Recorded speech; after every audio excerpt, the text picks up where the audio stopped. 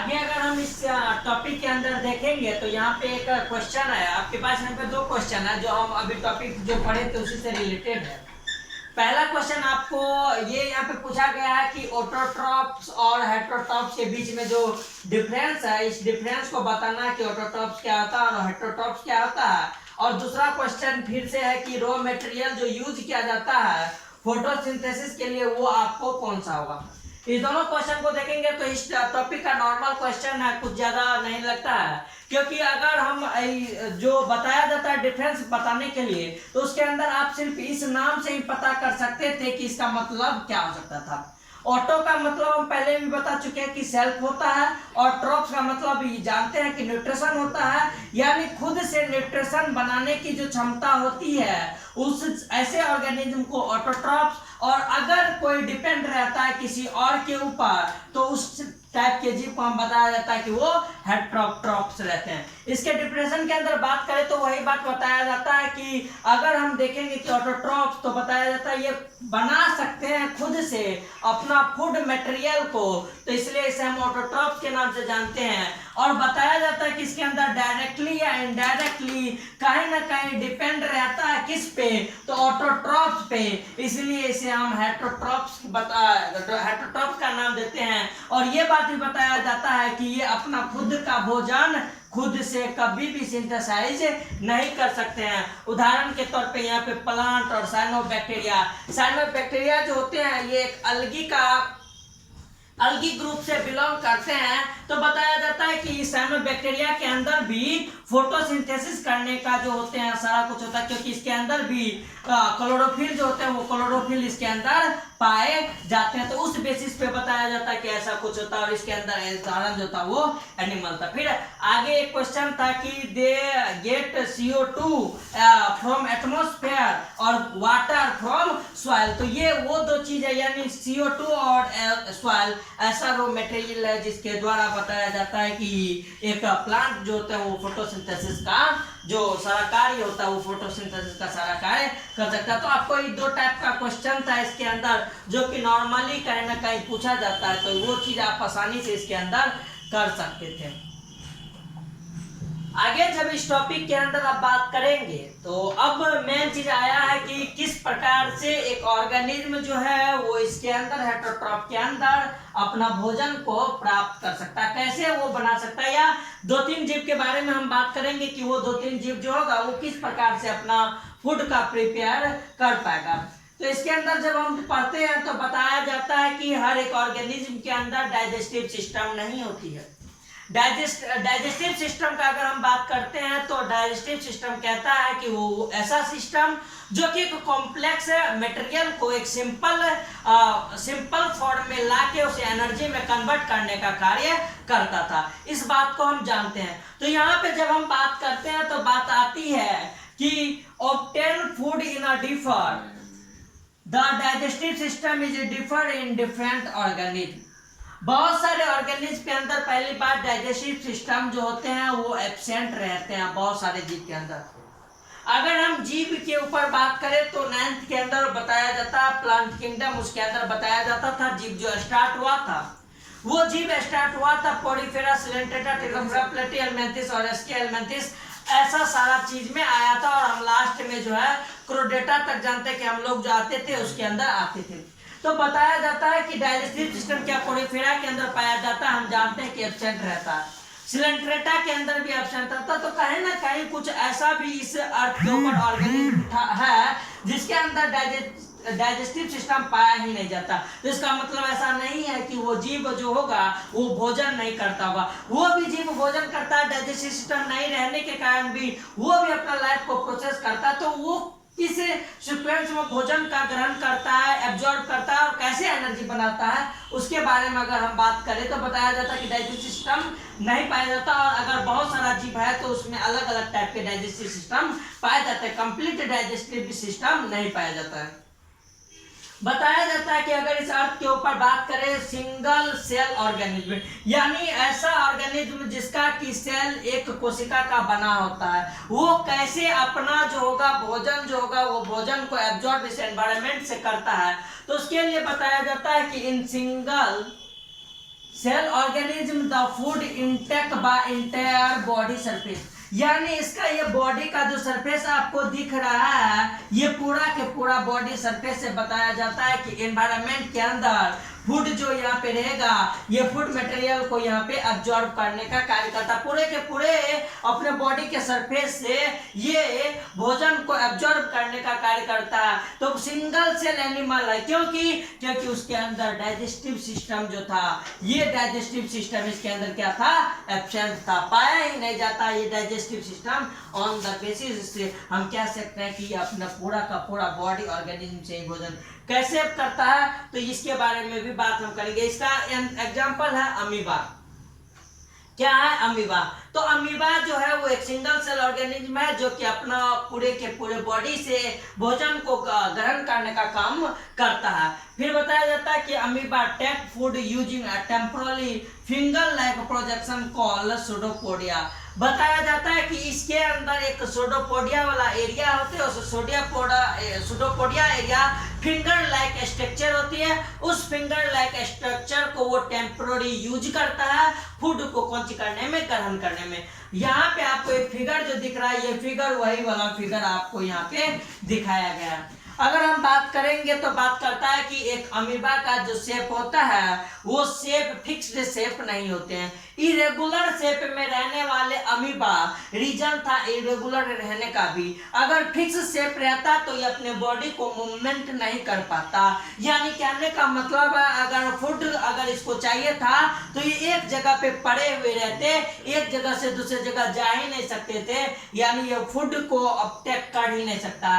कहते हैं कि इरेगुलर शेप रहने के कारण ये अपने शेप को चेंज करते रहता है इन्वायरमेंट के अकॉर्डिंग, फूड को गैदर मतलब लेने के कारण अपने पोजीशन को भी चेंज करता रहता है। हालांकि बताया जाए तो बताया जाता है ये कंप्लीट सेल यानी कहने को एक सेल होते हैं जिसके अंदर न्यूक्लियस भी पाई जाती है। अब मान ले इस अमीबा को यहाँ पे एक फूड दिखा, फूड पार्टिकल दिखा, बेचारा को जोर का भूख लगा है, उसको खाना चाहेगा तो कैसे खाएगा? बताया जाता है कि इस जगह पे देखिए शेप के अंदर चेंजिंग आया है, यहाँ पे जो शेप था दूसरे स्टेप में ऐसा शेप नहीं है।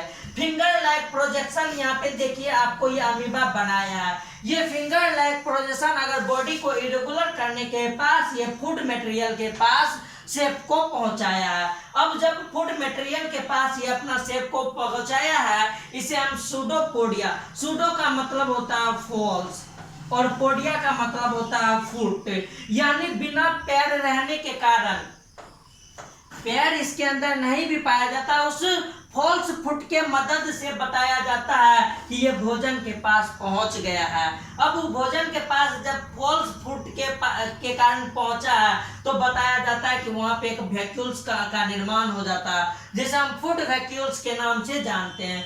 ये फूड वैक्यूल्स का अगर हम बात करेंगे तो अलग अलग ऑर्गेनिज्म में वैक्यूल्स होते हैं वो अलग अलग वे से जाना जाता है। अमीबा के अंदर वो फूड वैक्यूल्स के नाम से जाना गया है, वो फूड पार्टिकल को उस फूड वैक्यूल के अंदर जो है वो एंट्री करवा लिया। जैसे एंट्री होता है बताया जाता है उसका मेम्ब्रेन जो होता है फिर से वो अपना शेप को बना लेता है और कंप्लीट सेल बनता है। अगर हम बात करें तो ये इंडोसाइटोसिस है, कहने का मतलब अब इंडोसाइटोसिस होता क्या है? तो इंडोसाइटोसिस बताया जाता है कि ऐसा ऑर्गेनिज्म जो ऑर्गेनिज्म अपने सेल मेम्ब्रेन के द्वारा किसी चीज को एब्जॉर्ब करने का काम करता है, किसी चीज को अपटेक करने का काम करता है, तो उस प्रोसेस को हम इंडोसाइटोसिस के नाम से जानते हैं। और एक प्रोसेस होता है एक्जोसाइटोसिस, एक्जो का मतलब बाहर निकालना, इंडो का मतलब अंदर लेना, साइटोसिस करने का मतलब कोई पदार्थ जो उसके अंदर आता सेल मेम्ब्रेन के द्वारा, वो इंडोसाइटोसिस, और सेल मेम्ब्रेन के द्वारा बाहर अगर पदार्थ जाए तो हम उसको